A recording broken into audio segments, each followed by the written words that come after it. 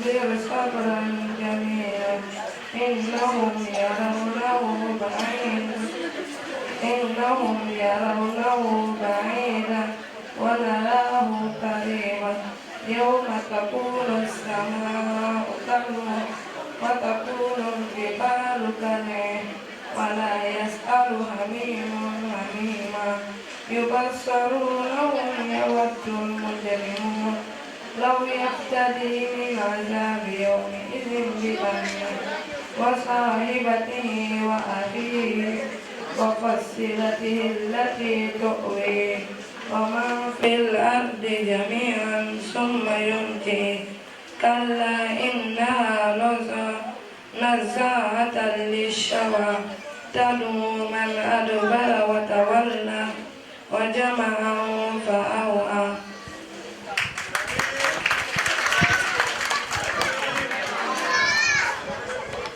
أعوذ بالله من الشيطان الرجيم بسم الله الرحمن الرحيم صاد والقرآن الذكر فللذين كفروا في عزة وشقاق كم أهلكنا من قبلهم من قرن فنادوا ولا تحين مناس وعجبوا من جاءهم منذر منهم وقال الكافرون هذا ساحر كذاب وجعل الآلهة إلها واحدا إن هذا لشيء عجاب وانطلق الملأ منهم أن يمشوا واصبروا على آلهتكم إن هذا لشيء يراد ما سمعنا بهذا في الملة الآخرة إن هذا إلا اختلاق أنزل عليه الذكر من بيننا بل هم في شك من ذكره بل لما يذوقوا عذاب أم عندهم خزائن رحمته ربك العزيز الوهاب.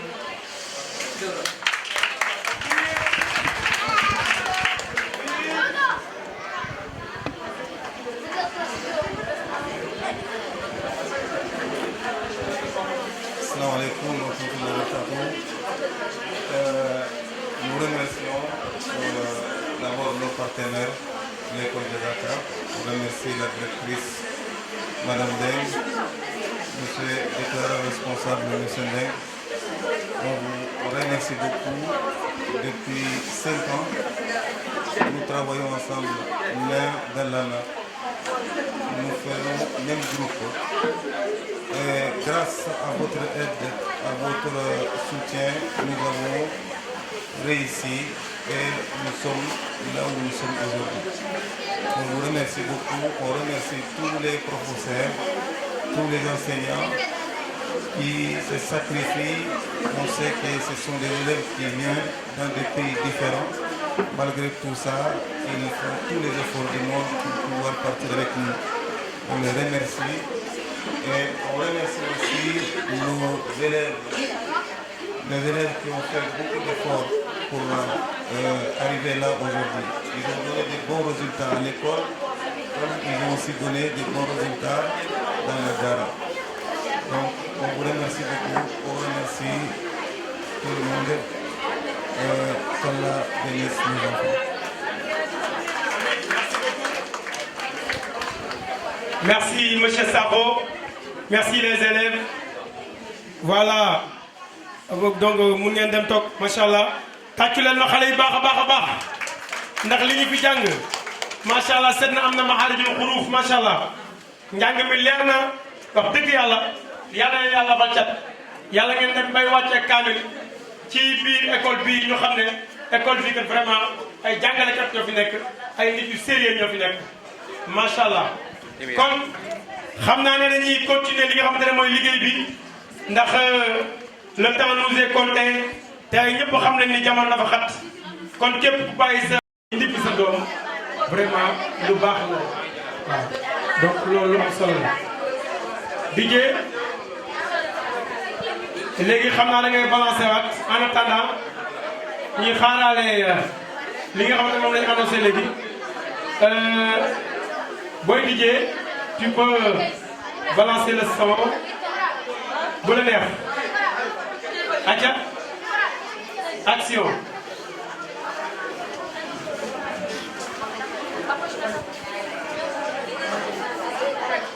DJ yow la ñuy xaar parce que xale yi sañse nii ma gis seen bleu de nuit bi ak bleu ciel bi ngeen sànni seen kaw vraiment lii moom sañse niveau la lii sañse niveau la kii bu ngeen dem xew sax mën ngeen ko sol parce que dafa am niveau.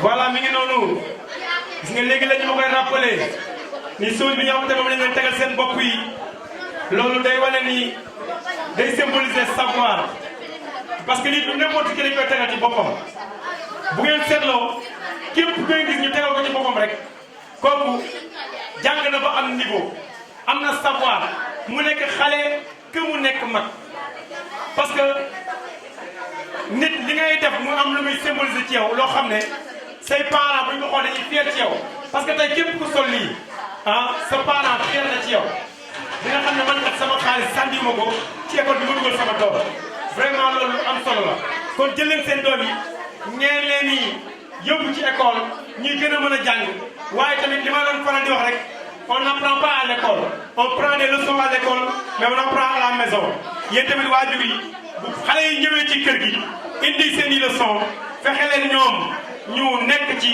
di ci góorgóorlu ngir suñu demee école mën a am ay performance loolu lu am solo la yéen tàcc na seen bopp baax a baax a baax a baax a baax a baax yéen ñi bëgg tàcc sa bopp li nga bëgg ci jàng yàlla na ko am tàcc na seen bopp ma xool allez mi ngi noonu. tey fi ñu defee cérémonie bi xam na mais loo gis rek am na lu ko waral bon temps yëpp ñëpp xam na ne jamono bi bari na xat-xat tey ñu mën a def benn cérémonie bu très sobre rek ndax ñun ñi nga xam ne tey ñoo jiite école bi dañoo nekk ci dëkk dañoo am pour perte famille bu bokk ci ñun mais école moom boo ko yoree am na loo xam ne mënoo ko tëb lu mu métti nag da koy def loolu moo tax ñu forcé ko rek def ko pour bëggal xale yi. li ma mën a jàpp tey ci daje bi xale yi ngeen seen tey ñu sol yu toge ñoom leen gën a ràññee ci année scolaire wu école bi ren yii xale na leen tàcc bu baax a baax ñoom ñoo gën a xarañ ci njàng mi ren moo tax ñu dégg léegi nii tar leen bëgg leen neexal ñuy nuyu na di sant bu baax honorable député maire Moussa Mbène ñu tàcc ko bu baax a baax ndax moom aussi dafa nekk parrain d'honneur de l'école nekk partenaire nekk parent d'élève njabootam yëpp ñu ci école bi loolu wane na ni dafa fi gëm njàngum moo njàngum Sénégal la gëm loolu moo tax ñu sant ko gëm ci déplacement bi ñu tàccuwaat ko baax a baax ndax teewaayam wane na ni am na cër bu ñu jox école bi. di gërëm aussi le chef de village ndax bu ñu gisee Matar Ba chef de village teew na kon loolu ñu ngi lay sant di la gërëm Matar Ba. ak délégation bi nga àndal yëpp mën naa leen ñoom ñoom Idi Modou Tall ak Siré Tall mi xamante ni doom dafa bokk ci ñi xam ne tey da ngeen war a sargal ak ñu nuyu également monsieur l'inspecteur monsieur Sarr mi ñu toog inspecteur de l'éducation bi tàcc ko moom it mu ñëw pour sargal bis bi ak délégation bi xam ne tax na fi xam ni Ibrahima Cissé bokk ci ñun tey ñu koy fêter départ à la retraite pour le 22 ans ci école bi.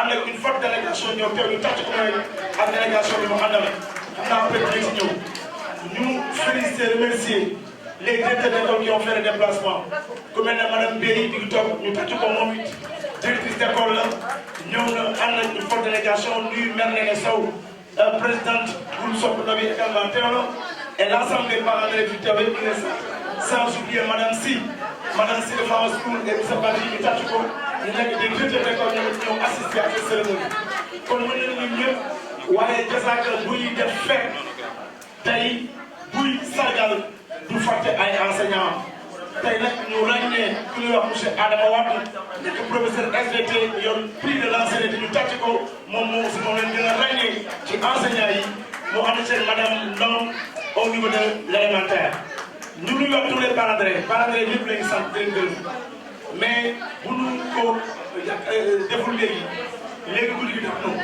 te danoo bëgg rek mu nekk une cérémonie très sobre cérémonie la boo xam ne wax dëgg yàlla mënul woon ñàkk bañ a nekk il faut ñu def ko mais wax dëgg yàlla actuellement moom am na yeneen idées yu ci ëpp mais loolu moom tey boo xoolee mën naa ne ñi muy indi tey ñoom ñoo yor école bi fu toog rek doogoo gis ngir invité dafa fay toog ngir partenaire de l' école ngir inconditionnel de l' école mais ñu toog ñëpp sant leen gërëm leen dañ doon xaar monsieur Abdoulaye Sakho ndax Jazaka dafa am daara ñu koy daara Jazaka ay loo xamante ki ko jiite di Abdoulaye Sakho moom lañ doon ne leen dañ mu def ñaan ñu mën a démarrer cérémonie kon ñu ngi sant ñëpp gërëm ñëpp di rafetlu teewaay bi tous les parents d'élèves di ñëw sant leen gërëm leen di wax rek la vie c'est comme ça il faut récompenser les élèves les enfants il faut les encourager il faut les pousser vers la réussite il faut les pousser vers l'excellence mais également il faut les pousser vers la reconnaissance la fidélité et l'envie de bien faire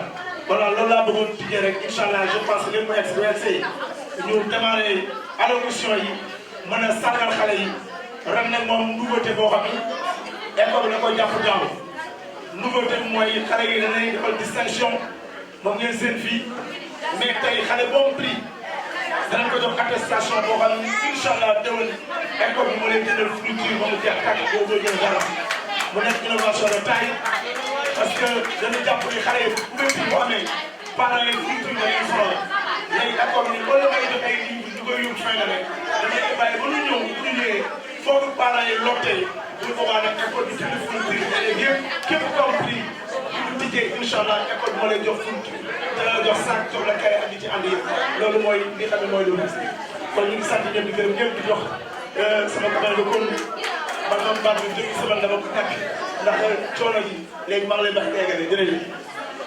merci monsieur Mbengue tàccu leen wax bu baax a baax a baax a baax ndax li mu wax dafa am solo dafa wax boo xam ne vraiment pour le parent d'élève dinañ tàcc ba seen baax connaissance di ñëw ci yow di la wax ne yaay boykat yaa ñu doon jàppale yaa ñu doon saytu ñun kat biee màkk mi ngi nii demal màkka ñun kat yaay booy lii kat ñoo la ko ñoo jox ndax gis nañu nga daan sonne ci suñu yitte suñu nekk bi ñu daan nekk ci école bi nga ñu daan surveiller kon yàlla sa jàmm yàgg mère Madeleine voilà di sama yaay nag vraiment nekk mère bu fidèle fu mu soxlaa photographe man lay woo ku fidèle la macha allah ba barki dem moo ci mujj waaw di leen ñaanal baax a baax yàlla na jàmm yàgg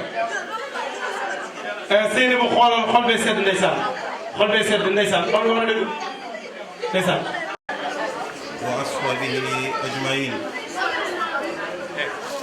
اللهم صل على محمد وعلى آل محمد كما صليت على إبراهيم وعلى آل إبراهيم اللهم بارك على محمد وعلى آل محمد كما باركت على إبراهيم وعلى آل إبراهيم إنك حميد مجيد ربنا آتنا في الدنيا حسنة وفي الآخرة حسنة وقنا عذاب النار ربنا لا تزغ قلوبنا بعد إذ هديتنا وهب لنا من لدنك رحمة إنك أنت الوهاب سبحان ربك رب العزة عما يصفون والسلام على المرسلين والحمد لله رب العالمين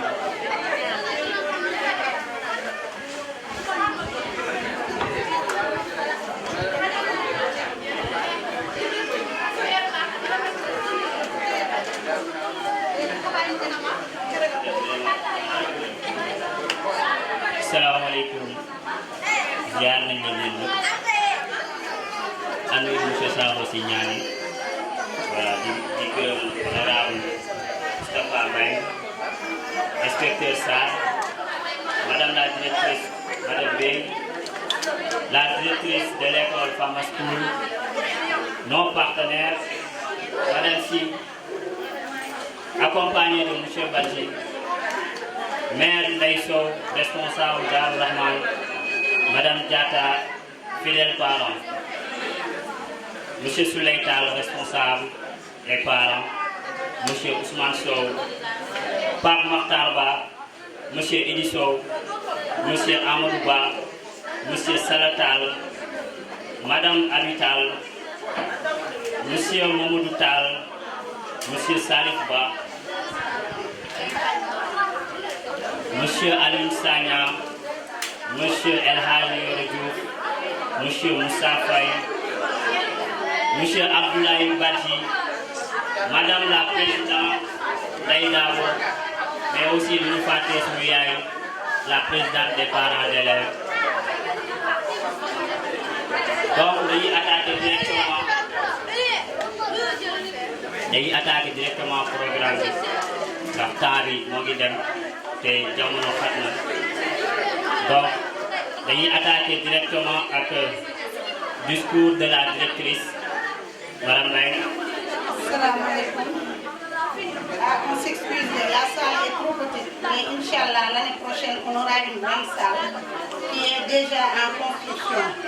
waaye nag bëgguma sama xale yu rafet yi sama xale yaay ñu leen di nëbb damaa bëgg ñoom ñu nekk fee VIP parce que ñoo def lu ko jàpp ku def lu rëy am lu rëy te ñoom ñoo def lu rëy moo tax gis nga ni ñu rafetee tey.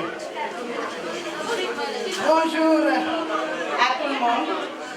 Monsieur l'inspecteur Maodo Malick Sarr, notre vraiment ami, l'ami de l'école, honorable député maire Moustapha Mbengue, donc notre fidèle partenaire, monsieur le déclarant responsable Mokhtar Mbengue, mesdames, messieurs, les directeurs, les directrices et directeurs d'école, madame Si, directrice de l'école Fama School et sa délégation, et madame la directrice de l'école Al-Amin Bey Nasser avec sa délégation.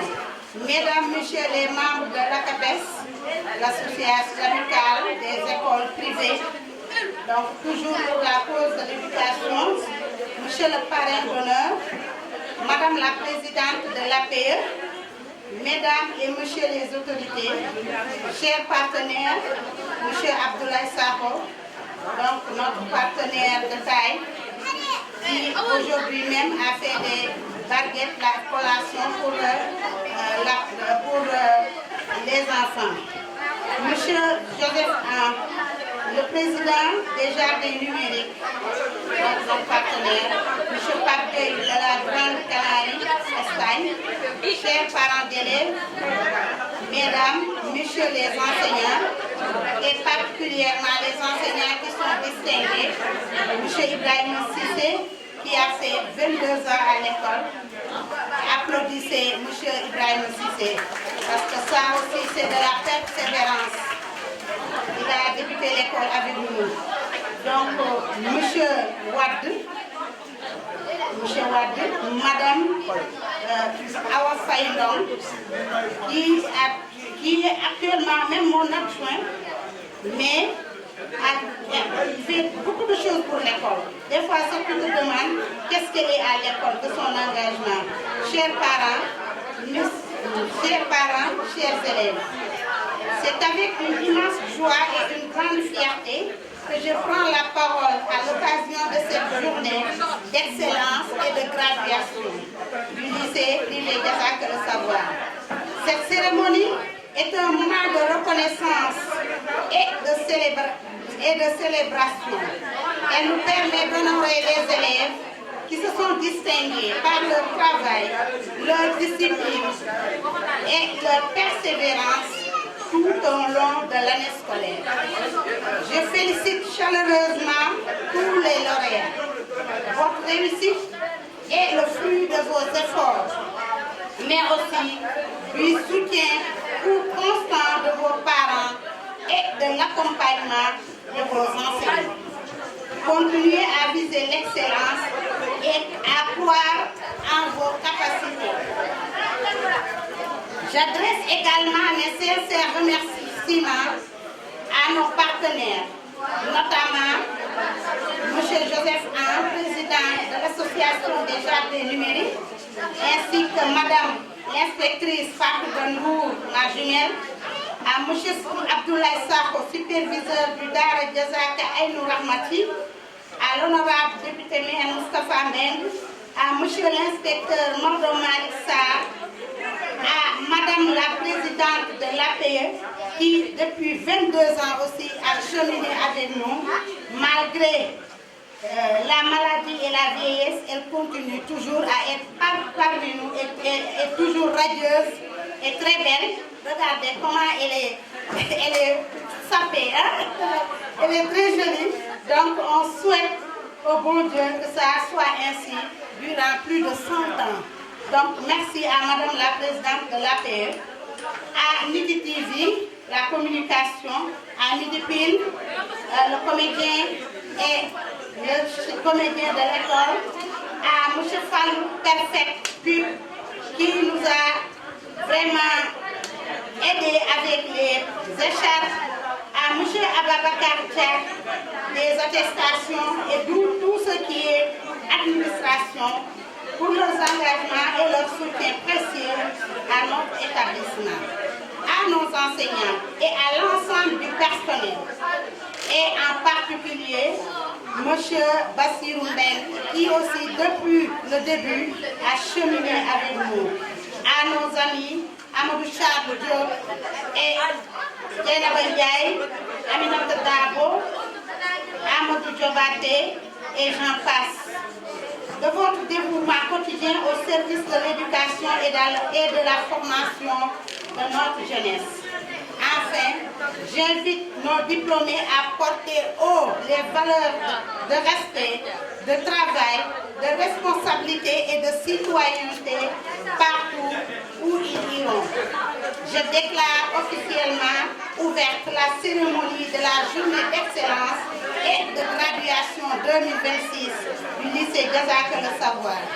Je vous remercie de votre aimable attention.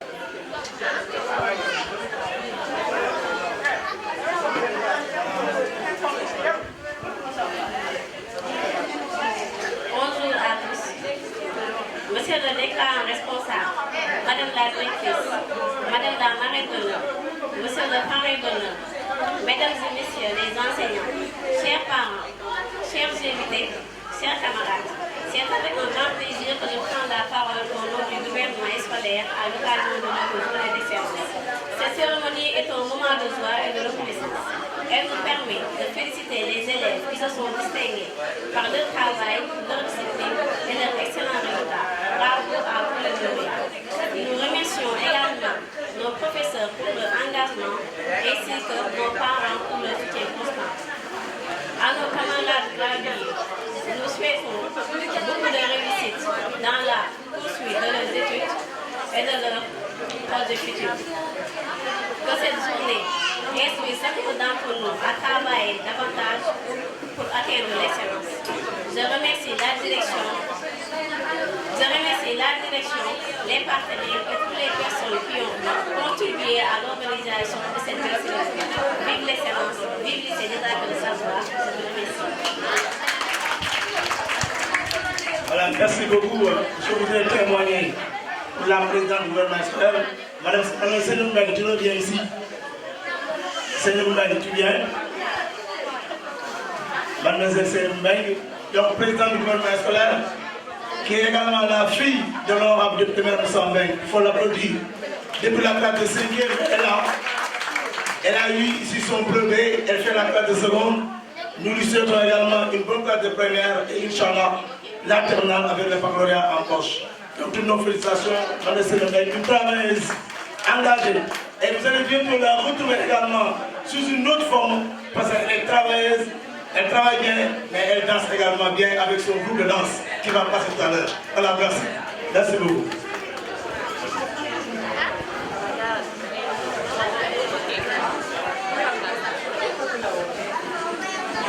Bon, maintenant on va passer directement sur le représentant des enseignants, M. Watt.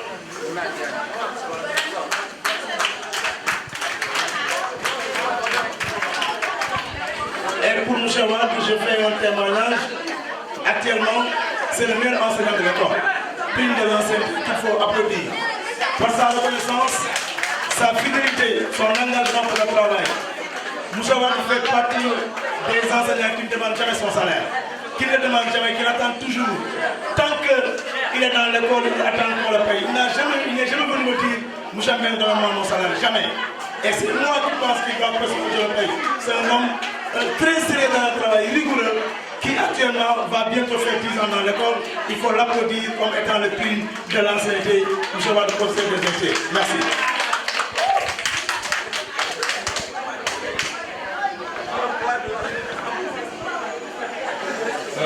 Bonsoir, chers invités. Bonsoir, chers élèves. Bonsoir également aussi à M. Meng, le directeur de l'école. Bonsoir aussi également à Mme Meng, la directrice de l'école, pour le coup.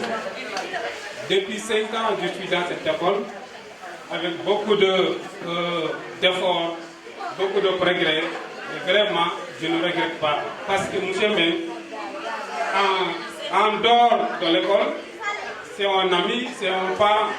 Parce que j'ai constaté que depuis 1992, il a commencé à enseigner. Et moi, je suis né en 1993. Pour vous dire que, voilà, je lui considère comme mon parent en dehors, comme adresse des études. Mais c'est un homme où je dois remercier beaucoup. Bon, de ce fait, comme il a dit, je représente les enseignants. Il n'est pas question que je suis le plus diplômé. Il n'est pas question que je suis le plus compétent, ainsi de suite. Mais peut-être c'est la loyauté et l'ancienneté que je suis là depuis 2021 jusqu'à nos jours. Vraiment, je vous félicite, les spectateurs, et ainsi de suite. Merci. Merci bien, M. Wade. Maintenant, nous allons passer la parole à Madame la Présidente de l'APE, Madame Madeleine. Donc, Madame la Présidente, je vous demande d'applaudir très fort. Depuis 2003,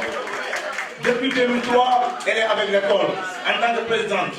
2003 jusqu'à 2026, c'est 23 ans qu'on a cheminé ensemble. Et jusqu'à présent, malgré son état de santé, elle est toujours présente pour soutenir l'école. Donc, Madame la Présidente, vous avez la parole. Et encore merci sur tout ce que vous avez fait pour l'établissement.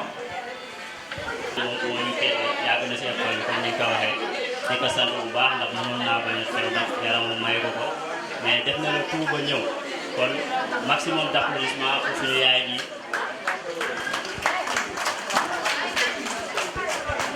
Donc buñ jógee ci suñu yaay ji dañuy dem directement ci monsieur l'inspecteur.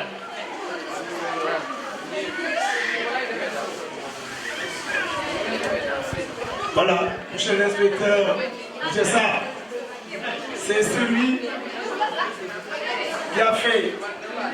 qui a donné l'autorisation à l'école. C'est celui qui avait fait l'enquête pour que l'école puisse avoir son autorisation. Quand nous avons fait baax on tey bu Diazaka amee moom moo defoon enquête bi moom moo qualité bind ni waa Diazaka mën nañ leen jox autorisation pour ñoom secondaire. Kon monsieur Sarr ñu koy sant gërëm parce que loolu mooy wane ne la mu waxoon moom ca rapport am na ci ndam parce que mën na def rapport bi am problème. Kon monsieur l'inspecteur ñu ngi lay santat di la gërëm parce que ba ngay jox autorisation secondaire déjà que mu juumul ça doit être vers les années 2013 ou 2012 je ne me rappelle plus l'année booba da nga xalaat léegi yaakaar ni jamono ji secondaire war na am ci Diazaka mu def enquête bi def avis favorable loolu moo tax ministre bi yoroon éducation jox na autorisation kon loolu bu ñu ñëwaatee teew tey di présider cérémonie bi bëgg naa ngeen tàcc ko baax a baax parce que kii moo tax Diazaka autorisation ci wàllu secondaire. Je sais encore, merci beaucoup. Et jusqu'à présent, il est dans l'école, il encadre les enseignants. Il les encadre, il les soutient. Il devient non seulement un partenaire, mais il devient même un acteur pour l'établissement. Comme nous pouvons je sais encore 1000 fois merci. Et nous les ñaanal nga gën a yàgg ci éducation, gën a taxaw éducation ndax yow yaa tax tey Diazaka bu la xalaatee. Xanaa madame Ndour l'inspectrice bi xamoon moo njëkk a jox autorisation Diazaka ci élémentaire ak moyen yow nga ñëw dëggal secondaire bi kon ñun amoon nañu du ko ñu ngi sant di la gërëm di rafetlu sa teewaay jërëjëf.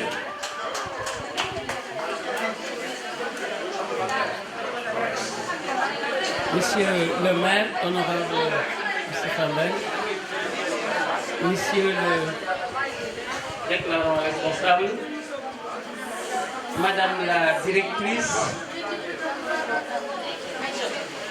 Monsieur le Serigne Dara, Monsieur Sakho,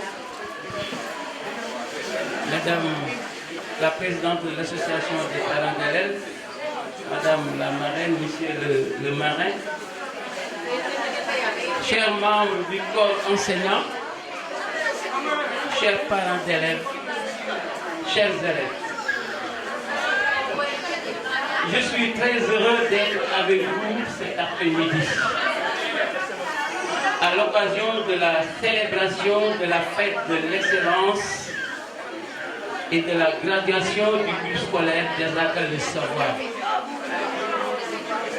C'est avec beaucoup de fierté et d'émotion que je prends la parole aujourd'hui.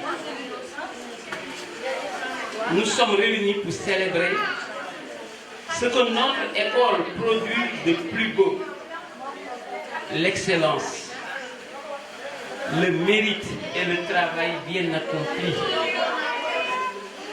Chers élèves, cette journée est avant tout la vôtre. Les prix et distinctions que vous recevez aujourd'hui ne sont pas le fruit du hasard. Ils récompensent votre assiduité, vos nuits de révision et votre persévérance. Vous êtes la preuve vivante que l'école est le lieu où se façonnent les bâtisseurs de demain.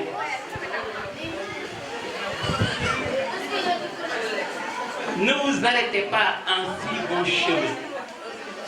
Continuez et cultivez cette soif d'apprendre. Chers élèves, je tiens à vous dire à quel point je suis fier de vous. Chaque jour, vous faites face à de nouveaux apprentissages et vous relevez des défis qui demandent du courage. Ce qui compte le plus, ce n'est pas d'être parfait tout de suite. C'est de faire de votre mieux. L'effort que vous fournissez aujourd'hui est la fondation de votre réussite de demain. Vous avez tous et toutes des talents incroyables, avec une intelligence qui vous est propre. Croyez en vos capacités. Ne vous comparez pas aux autres, mais essayez simplement de devenir la meilleure version de vous-même. Et surtout, rappelez-vous que vous n'êtes pas seul. Nous formons, le déclarant l'a dit, une équipe. Et nous serons toujours là pour vous accompagner, vous encourager et célébrer vos victoires. Chers parents et chers enseignants, la réussite que nous célébrons aujourd'hui est collective. Je tiens à adresser un vibrant hommage à nos enseignants. Votre patience, votre dévouement et la qualité de votre encadrement sont les piliers de ces brillants résultats. Au nom de Monsieur le déclarant, au nom de Madame la directrice, au nom du personnel, soyez-en remerciés et félicité. Honorable député, dafay bàyyi nga dugal ko. waaw sama frère la. voilà ñu bàyyi la nga dugal. waaw maa ko war a dugal. voilà. ah non kooku ñoo koy dugal. Voilà, merci beaucoup. Je pense que c'est important ñuy fàttali xale yi di xam ni démb dañ ko war a boole ci lépp. Honorable député Moussa Mbengue moom mooy le seul maire ci Kër Massar ñu koy le maire champion de l'éducation. Donc c'est lui qui a offert beaucoup de bourses aux élèves et étudiants de Kër Massar. élèves yi bari ñu ngi jàng tey moom dugal na ci loxoom may leen bourse te tey ci suba ay 10 heures dama waa CEM Kër Massar woo ni ma ñun de dafa am loo xam ni dañ ko jox honorable député Moussa Mbengue te at mi ngi fii mais mënuñu ko jot man leen yàlla dañ ko jox benn tableau bu mag pour féliciter ko pour remercier ko ci ni mu jàppale woon ba mu nekkee ci maire bi tey suba la ko wax kon loolu day wane ne rek du lu ma ànd ak moom du lu mu nekk sama xeet nekk sama doomu ndey moo tax may wax mais ñeneen ñi ngi reconnaître ce travail là donc ñu tàcc ko baax loo xam ne Moussa Mbengue parrain d'honneur de cette école loolu ñu wax ko mu leer parce que at mu ne day nekk parrain parce que il est parrain d'honneur de l'établissement et deuxièmement koo xam ne la ay njabootam ñu ngi ci école bi ndax mënoon na dem fay feneen mënoon na dem am na ko mën na ko moo na ko def feneen mais def nañ déedéet alaaji Pathé laa dëkk samay doom jasaaka la ñu jàngee kon ñu tàcc ko aussi sant ko gërëm ko am na ay doom yu am prix ku mel ne Seydou Mbaye am na prix Diarra Mbaye aussi am na prix kon loolu ay njabootam la kon ñu koy sant gërëm ci taxawaayam ci wàllu éducation honorable le champion de l'éducation vous avez la parole.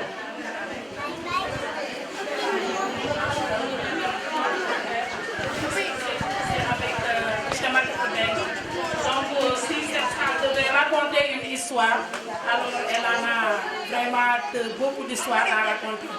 Parce que cette salle nous avait réunis bien avant cette cérémonie. C'est là que nous nous regroupions pendant nos conférences et nos débats politiques. Donc Moustapha Mbengue, Matar Mbengue, c'est une longue histoire. Et là, Madame Si, Madame Si 19, comme vous l'avez surveillé toujours, en est un témoin oculaire. Et bonne continuation, M. Mbengue, que Dieu vous protège et que les enfants continuent vraiment sur cette lancée. Merci encore, M. Mbengue.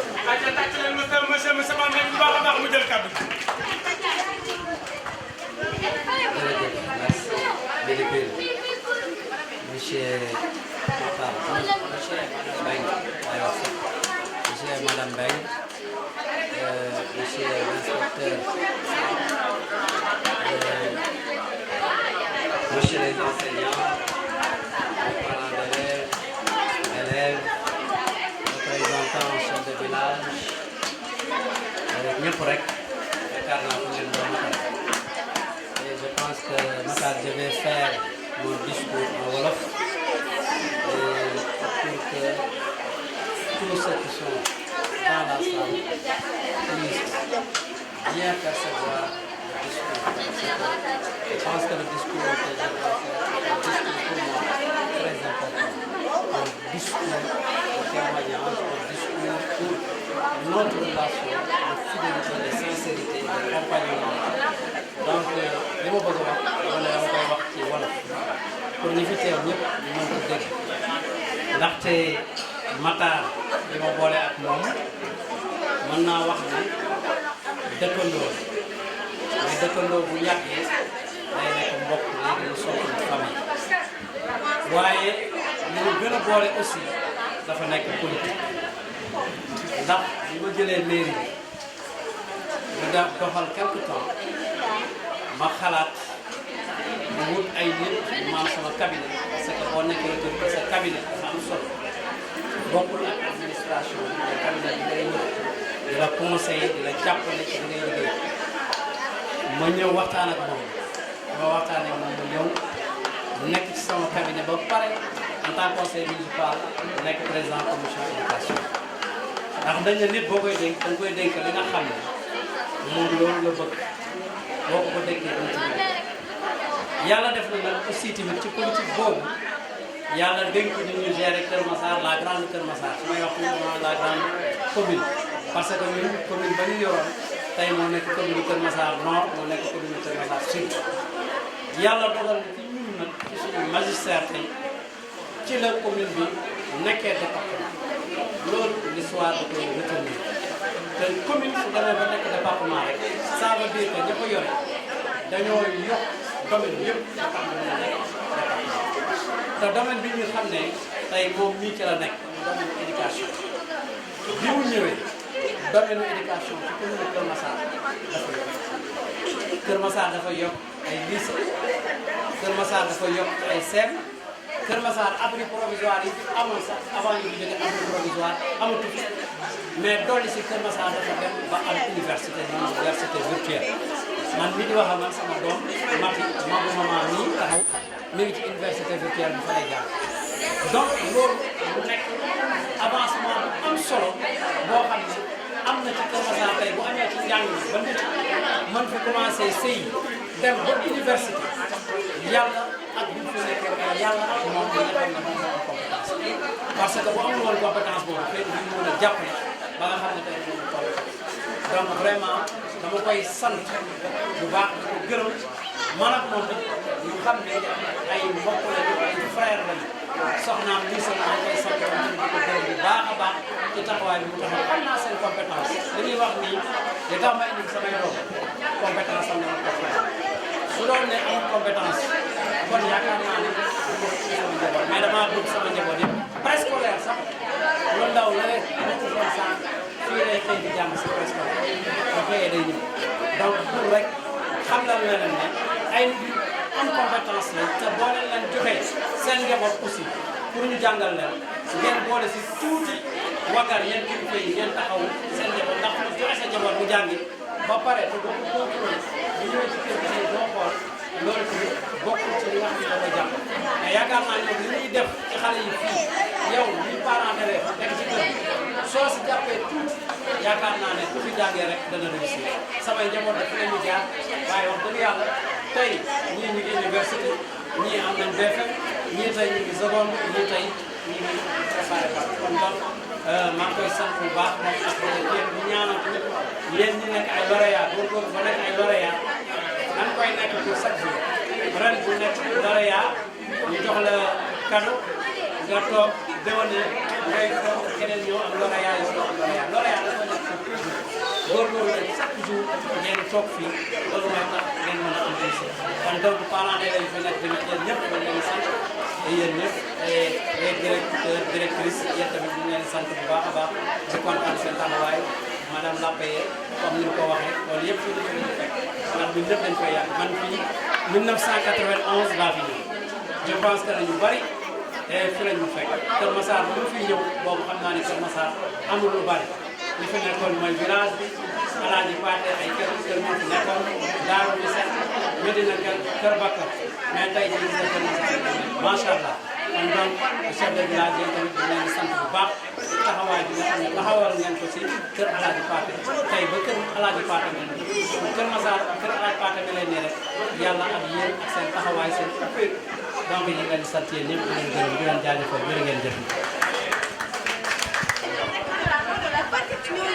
Merci monsieur l'honorable député Moustapha Mbengue discours bi am na solo et puis ni ko waxee ci olof lu am solo la ndax day tax nit ñi képp ku fi nekk mën a comprendre tey boo ko waxee ci français man mi nga xamante ne franc A laa jàng du ma mën a comprendre waaw moo tax macha allah yàlla na yàlla ba ca yow li ma la waxoon rek laa lay wax yow Kër Massar mu doo fi dox di sëb parce que fi nga jaar yëpp da nga fa marqué sa empreinte tey kon boo waxee xale yi fi ngeen nekk nii lauréat bii dañ ko war a nekk chaque jour loolu bu ñu ko xoolee ci yow dañ ko war a nekk parce que bi ngay football fi la ñu fekk nga marqué sa empreinte football bi ngay nekk maçon fi la ñu fekk nga marqué sa empreinte ouvrage bi ngay nekk monsieur le maire fi la ñu fekk nga marqué sa empreinte bi ngay nekk député maire fi la ñu fekk nga marqué sa empreinte waaye tàccu leen ma kii waaye tàccu leen ma kii maam chaque jour mi ngi ci te ba léegi bàyyiwul waaw maanaam Kër Massar su nee ba toll fii bay nañ ci lu am solo te loolu rek mooy tax fu mu jaar sikki am na ñoo xamante ne bu nekkee maire ci benn gox wala député bis bu seen mandat jeexee bu ñuy dox dañuy tuxu wala ñu làqatu waaye moom xolam li ma gën a neex ci moom am na heure yoo xam ne da ngay dox fekk mu sol benn jàllabe bu oyof di dox nii sikki nag di sikki nee naa ko sa wee yi dina am problème parce que da ngay faxasal di sikki di xool kii yow fii foo jaar yoon la waaw macha allah yàlla yàlla doon jàmm ki ñu war a jox kàddu gi nag kooku liñ naan man naar yaa ngi kooku liñ naan ku wal mburu tul dëkk kooku moom mooy ki nga xam ne moo tax ñu daje fi ñun ñëpp kooku mooy ki nga xam ne dafa jël addunaam yëpp jël temps yëpp ne daf koy joxe xam-xam te ñëpp xam nañu wala dégg nañu xayrukum man ta'allama al-Qur'ana wa 'allamahu ki gën ci nit ñi mooy ku jàng alxuraan ko jàng alxuraan mooy lu baax mooy xam-xam mooy lu fexe ba jàngal nit ki ba nu yàqu fexe ba xamal nit ki yoon bii mooy yoon bu baax bi fexe ba defar nit ki ba nga xamante ne moom fu mu jaar nit ñi bëgg ci moom kooku tey moom la ñu war a jox kàddu gi ma bëgg nag yéen ñëpp bu ñu koy jox kàddu gi ñu def li nga xamante ne moom la ñuy wax loolu àndal nga standing ovation mooy ñëpp jóg tàccu ko tàccu yu baax a baax a baax a baax a baax a baax ndax ku la nekkal ci naaj bi da nga koy nekkal ci kër gi te moom depuis ay at mu ngi ci naaj bi di bay waaram activité am yëpp ci jàngale la ko def di fexe nit ñi am xam-xam di fexe nit ñi baax kooku kenn amul fayam gis nga jàngalekat attention jàngalekat bu dee dina dugg àjjana par force parce que xam-xam bi ko yàlla jox yàlla la ko ne kullukum raay wa kullukum mas'uulun an ra'iyyatihi man maa ngi waaraat maa ngi conférence de maa ngi conférence léegi la maa ngi conférence waay kullukum raay wa kullukum mas'uulun an ra'iyyatihi mu ne sàmm bu nekk dana la laaj naka lam la joxoon naka nga ko doon sàmmee moom mii kenn du ko laaj li nga doon sàmmee muy sëgg di rus parce que li ñu ma jox mu sàmm ko yëpp mu ngi koy teg ci yoon kon dama bëgg ngeen jóg yéen ñëpp taxaw ñu tàcc ki nga xamante ne mooy monsieur Makhtar Mbengue ñu jox ko kàddu gi jóg leen incha allah jóg leen ñu dem ci kaw ñu tàcc ko ayca ratatatatat ratatatatat ratatatatat ratatatatat na enchaîné ratatatatat ana DJ dégg ma la de da nga war a bokk ci affaire yi DJ bi xale la ne sax merci beaucoup merci ci jug beeg toog bi loolu rek honneur la monsieur le maire vous avez la parole. Merci beaucoup. Voilà, merci. DJ.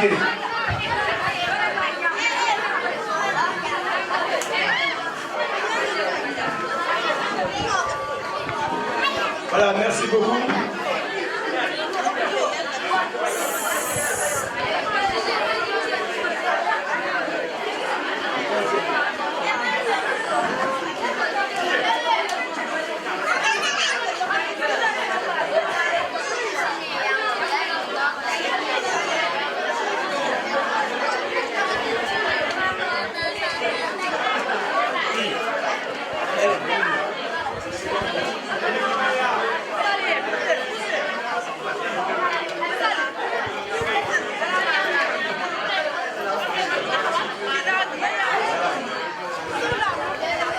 Voilà, merci beaucoup, le maître cérémonie. Monsieur le parrain d'honneur, honorable député maire Mbengue, maire champion de l'éducation. Madame la marraine d'honneur, Madame Madeleine Gueye, présidente de l'association des parents d'élèves.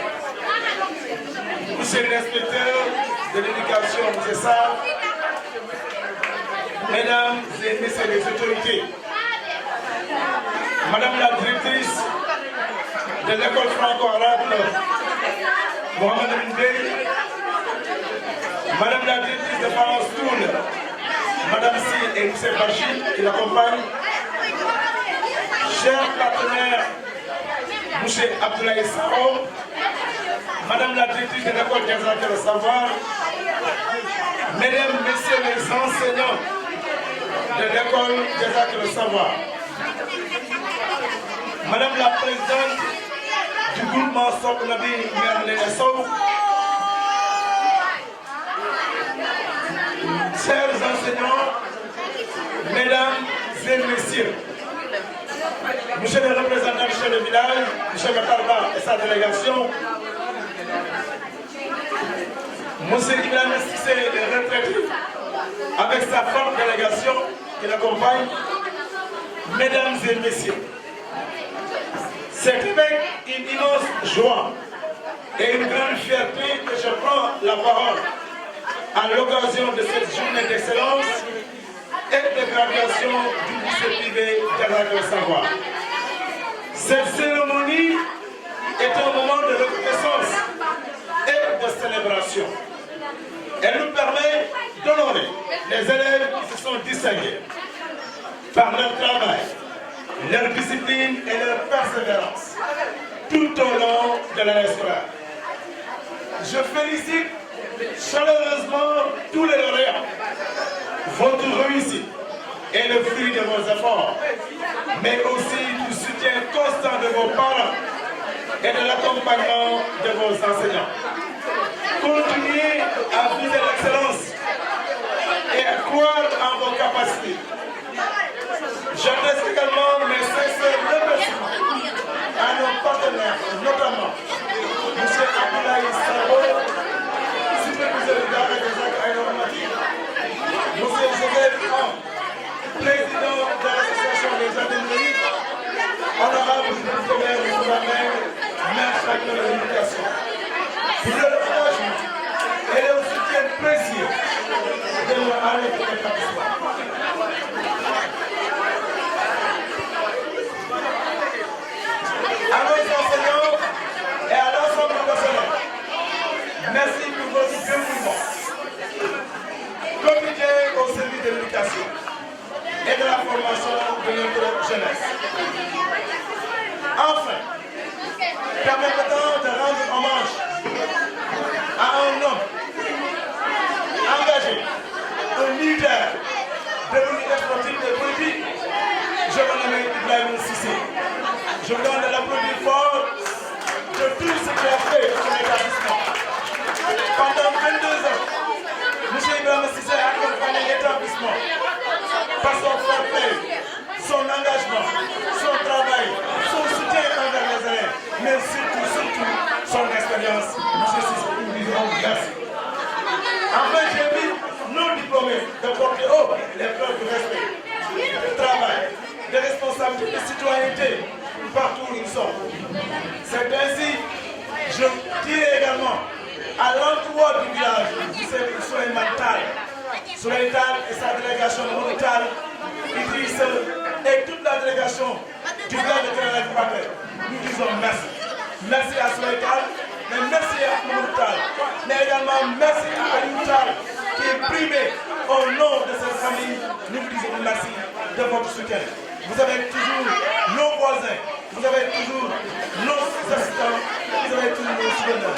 Donc sur les cas de centre, je gërëm ci déplacement bi di nuyu aussi Amadou Charles Diop. Amadou Charles ñu koy nuyu baax nuyu Amadou Diabaté nuyu aussi M. Bassirou Mbaye et l'ensemble des enseignants qui sont dans cet établissement. kon loolu laa doon wax ne di ko yëg ci ay kaddu di sant ñëpp di gërëm ñëpp.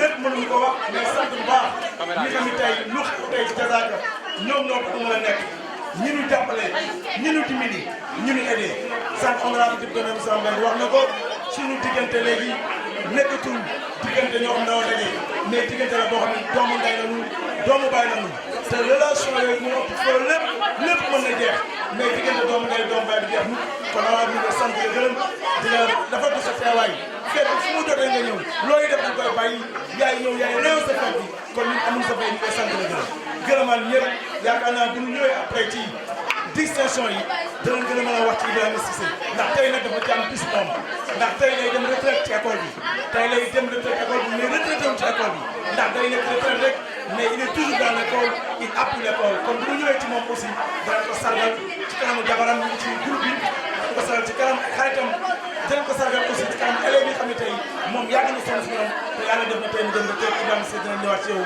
ci kanam tuuti kon jërëjëf maa ngi sant ñëpp di remercier madame Sakho mi doog a egsi di sant bu baax Abdoulaye Sakho wax na ko Abdoulaye Sakho dafa ñëw àndal ñun ci liggéey bi école bi am daara ñu koy wax fii aussi parents bu bëgg doom jàng alxuraan dañ la jege école bi ndax dañuy jàngale alxuraan di jàngale français te daara jooju nag Abdoulaye Sakho ñu ngi dugal ci école bi kon ñu ngi koy sant ci taxawaay bi sant madame Sakho sant tout le personnel di wax ne ñun ñëpp ñu boole suñu doole yi incha allah li ñu bëgg ci éducation la mais ñu ngi baax madame Dieynaba Ndiaye madame Ndeye Dabo également maa ngi leen nuyu représentant du mouvement de la jigéen ñëpp maa ngi sant ñëpp di nuyu nag ki xam ne sama militant la ki xam ne sama responsable la muy madame la maire Ndeye Diarra Mbaye maa ngi doon ñu teg ko baax a baax kooku sama féetewal maa ngi sant gërëm di nuyu également aw bu ñu koy nekk bi mais maa ngi nuyu ñu yëppante nga nuyoo ci Aliou Gueye également ndax ñoom ñëpp ñoo bokk kër maa ngi sant leen gërëm maa ngi wàcc su may gàtt la doo leen yow baa may wala Merci beaucoup. Merci beaucoup, monsieur Makhtar Mbengue. Mbengue Mboro, machallah, kaddu yi rafet na, kaddu yi leer na, waaye kàddu yi set na macha allah yàlla gën a wéral gën a yokku ndax yow sa dund dafa baax. voilà léegi nag dañuy ñëw ci ak am solo sànq wax naa xale yi da ngay bàyyi ñu fóotu mooy seen double danse yi def moom la ñuy def bu ñu paree ñu jublu ci distinction yi pour mën a libérer nit ñi parce que tey ñun li ñu bëggoon fête bi 19 heures ko romb parce que tamit fête très sombre ba doon rek waaye li may kii rek mooy dama am koom dinaa ko sant ci groupe aussi muy Mère Nenga Sow la présidente du groupement Sopp na yi teg ko baax Mère Nenga Sow aussi nekk jàmbaar nekk aussi ku bëgg Kër Massar si nekk ku bëgg liggéey Kër Massar ku bëgg éducation Mère Nenga Sow ñu ngi sant si déplacement di leen remercier baax a baax léegi nag ñu bàyyi rek ñu tuuti yëngal après léegi ñu joxe kii ba pare bu ñu joxe trophée yi ñu mën a digale la sant ok kon xam naa ne voilà kon xam naa ne DJ bi animateur moom mooy nekk di defar problème technique bi bu ko defee ñu mën a jublu ci xale yi nga xamante ne dañoo répété ba pare war koo exposé fii loolu nag DJ bi moom mi ngi ci technique bi di ko réglé bu ñu jugee ci loolu joxe prix yi bu ñu joxee prix yi ba pare daal nag ñi nga xamante ne ñooy turé wala camara yi wala mbayeen yi ma fàttali leen am na fi ay sew a sew yoo xam ne baraket yi bu ko defee xam naa ne damay ragal ñu ngi jiiroo waaw waaw ñu xam loolu ndeysaan ñu ngi kontaan ñëpp di bëggee encore waa Nitte TV ndax seen taxawaay rafet na image yi set na et puis ni ma leen koy waxee nii daar nii live on rek lañ koy teg nii muy daw fi mu toll nii foo nekk da ngay mën a seetaan li nga xamante ne mooy cérémonie bi ci sa kër foo ma nekk àdduna bi moom mu ngi koy def en direct incha allah donc loolu lu am solo la waa Nitte TV chapeau. dafa mel ne DJ bi pare na loolu ana ñi nga xamante ne ñoo groupe de danse bi ana groupe de danse bi waa léegi il faut que ñu jéem a jël chaise yi reculer ko parce que groupe de danse bi seen répétition yi fekkee naa ko mais oh xale yi dañuy naaw. xale yi dañuy naaw am na ku watal fulaaram ça appartient à qui ça appartient à qui voilà garde ko bu baax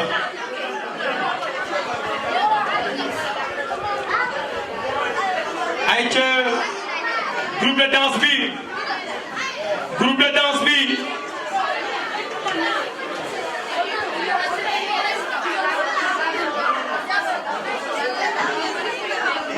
wala gaa dem leen taxaw ne ngeen seetaan les Lorrains ngeen seetaan baax yéen moom bis bi allez voilà bu leen sori chaise bi tegal ma ko fii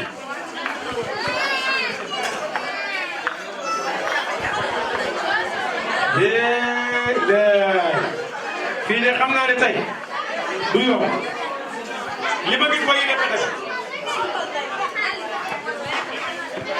li ma gis mooy répété ko daal du yomb tey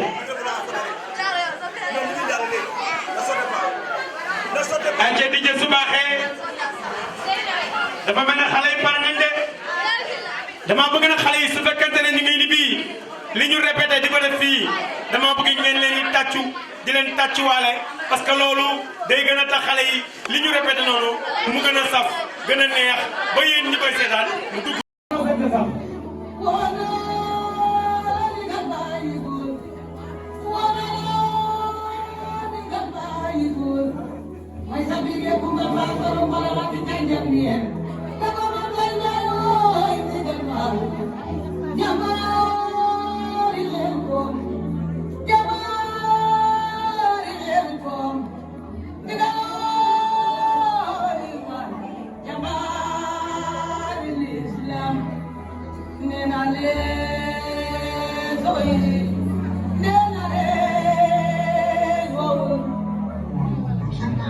It's the ladies' favorite.